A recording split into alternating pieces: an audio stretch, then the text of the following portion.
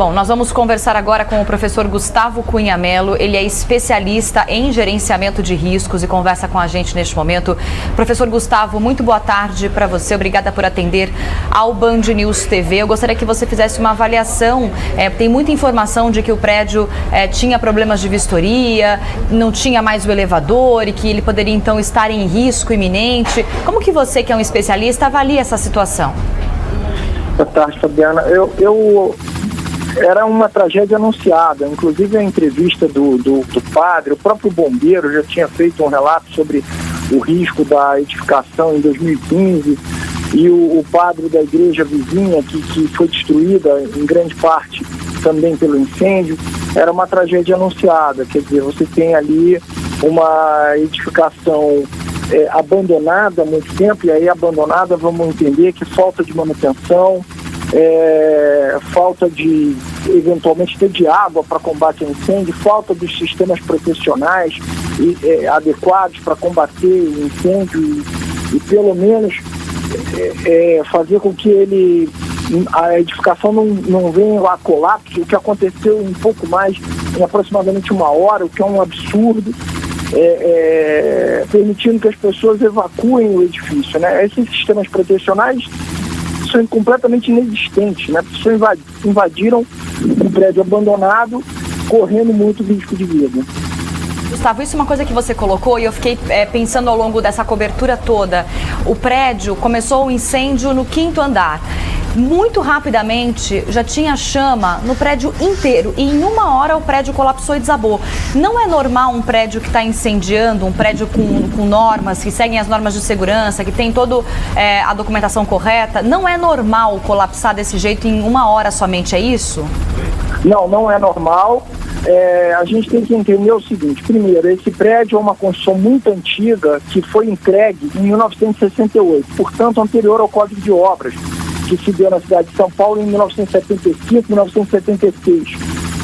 A mesma coisa aconteceu no Rio de Janeiro. A partir dali, inclusive naquela época, no início da década de 70, tivemos o incêndio do Andraus, o famoso incêndio do Andraus, aqui no Rio tivemos o Joelma também, com várias vítimas. Aí mudamos o Código de Obras, exigindo uma série de sistemas protecionais nas novas construções.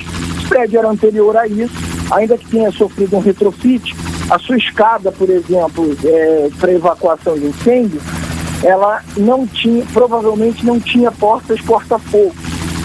Então você tem na fachada do edifício um elemento de propagação. Você tem nos elevadores, que provavelmente também estavam abandonados, com portas defeituosas, e a própria escada do prédio, tudo isso com muita carga de combustível, ou seja, lixo, papelão, colchão, coisas abandonadas, e isso propaga o incêndio numa velocidade incrível.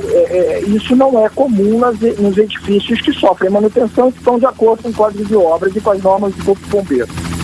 Gustavo, que esse prédio é da União, né, do governo federal. E uma nota que a gente recebeu aqui do Conselho de Arquitetura e Urbanismo de São Paulo sobre o incêndio relata que esse prédio teria sido então doado para que ele doado para São Paulo ou emprestado para São Paulo para que lá funcionasse a Secretaria de Cultura e Educação. Para esse prédio receber tanto um órgão, né, público quanto pessoas morando, ele tinha que ter sido reformado, é isso? Você está falando que como mudaram os códigos de segurança, ele poderia continuar, contanto que uma reforma fosse feita adequada, é isso? Exatamente, e essa reforma não é barata. E a gente tem que entender que não há financiamento fácil, sobretudo para as pessoas de baixa renda. Então não adianta se imaginar, como alguns arquitetos falaram, de financiamento como uma solução. Essas pessoas não têm acesso ao financiamento, elas estão abaixo da linha da pobreza, é uma carência incrível, então começa por aí o problema. Então, se o poder público, ele próprio, não fizer a obra, ninguém vai parar. E esses prédios não podem ser simplesmente doados, eles requerem uma série de medidas de segurança. Daí o que fica a mensagem para as pessoas não invadirem. A invasão de edifícios abandonados gera risco para as famílias que estão invadindo. As pessoas têm que compreender isso. Exatamente. Aí fica também uma situação complicada, Gustavo, porque o que a gente tem de informação do Corpo de Bombeiros é que uma vistoria tentava ser feita há um tempo, mas os ocupantes impediam a entrada do Corpo de Bombeiros. Quer dizer, é uma situação muito crítica, né, desse grupo de pessoas que não tem realmente onde viver. Agora, você falou uma coisa importante: esses prédios não devem ser ocupados. Na região central de São Paulo, existem outros em situação semelhante ou esse era o único?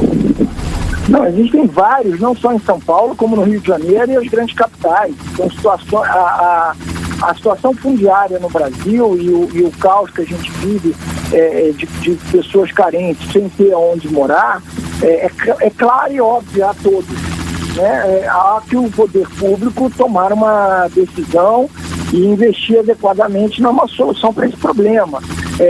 O que não pode é simplesmente se organizar em invasões e achar que isso é uma solução, ou que vão doar os prédios abandonados e que isso é uma solução em si, quando não é. Esses prédios necessitam de obras, necessitam de reformas, as pessoas não podem morar ali numa situação extremamente precária de risco.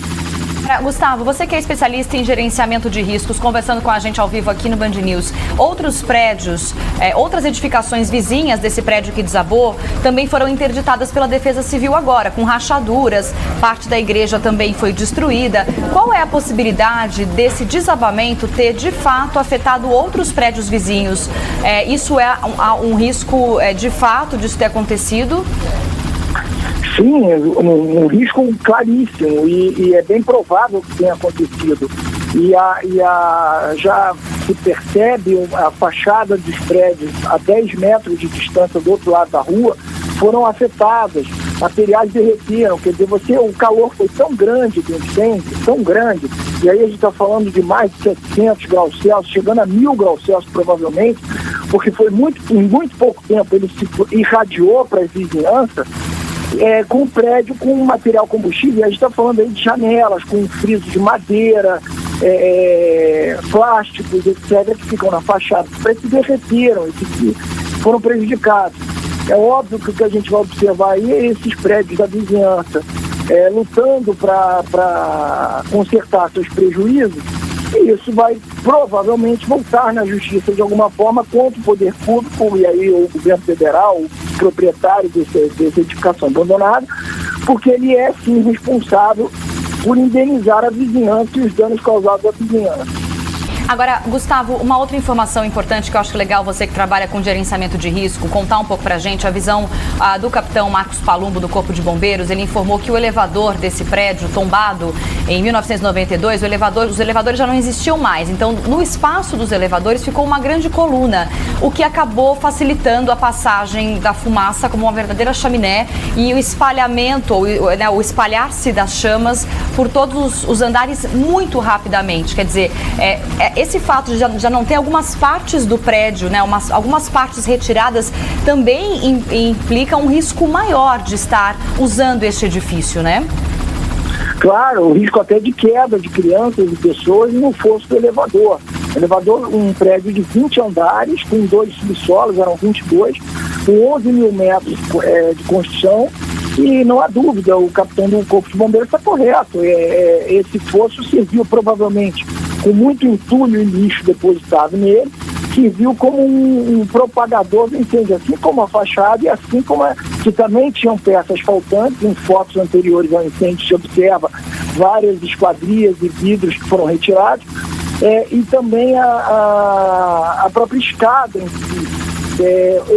Houve relatos de pessoas que não conseguiram descer, o fogo começou no 5º andar, as pessoas que estavam em andares mais altos tiveram dificuldade de passar pelo 5º andar, onde havia chamas e um calor excessivo, né? Exatamente. Agora, vamos só confirmar então, Gustavo, a responsabilidade por este desabamento, digamos assim, é única e exclusivamente da União ou é possível que a Prefeitura, o governo, enfim, outros órgãos possam ser responsabilizados pela situação total, né, dessa situação que aconteceu nesse prédio? A responsabilidade jurídica, e teria que consultar também um advogado, eu acredito que seja do proprietário e aí a União Federal. Muito bem, porém, há uma responsabilidade compartilhada da Prefeitura de tratar essa situação fundiária, há uma responsabilidade estadual também dos corpos de bombeiros e de tratar isso, e há até uma responsabilidade da justiça, né, do Poder Judiciário, que você, quando tem um equipamento desse invadido, demora anos e anos se arrastando um processo para encontrar uma solução na justiça. Então, quer dizer, ainda que o poder público venha dizer, eu estava tentando retomar a posse, porém o processo estava se arrastando na justiça, é uma desculpa que há que se pensar também. A sociedade tem que repensar essa situação para que essa tragédia não ocorra novamente. E vamos lembrar que temos muita sorte de ter acontecido de madrugada e de até agora só ter uma vítima sendo procurada pelos bombeiros, porque isso era para ser uma tragédia muito maior, né? Você tem um desabamento de um edifício no centro de São Paulo, sorte que era feriado, que foi de madrugada, porque era para ser uma tragédia incrível. Gustavo Cunha Mello, especialista em gerenciamento de riscos, agradeço a sua participação aqui no Tarde Band News, explicando um pouco mais para a gente sobre a condição desse edifício. Ele que falou justamente sobre o prédio ser muito antigo, construído antes das normas de segurança atuais, onde uma reforma importante e, claro, cara, deveria ter sido feita no prédio para que o prédio fosse mantido em segurança, impedindo a invasão de pessoas, de famílias. Essas famílias tinham que ter sido direcionadas para áreas adequadas de moradia, né? Áreas populares de moradia, enfim, uma situação extremamente grave. A gente continua acompanhando as imagens do helicóptero.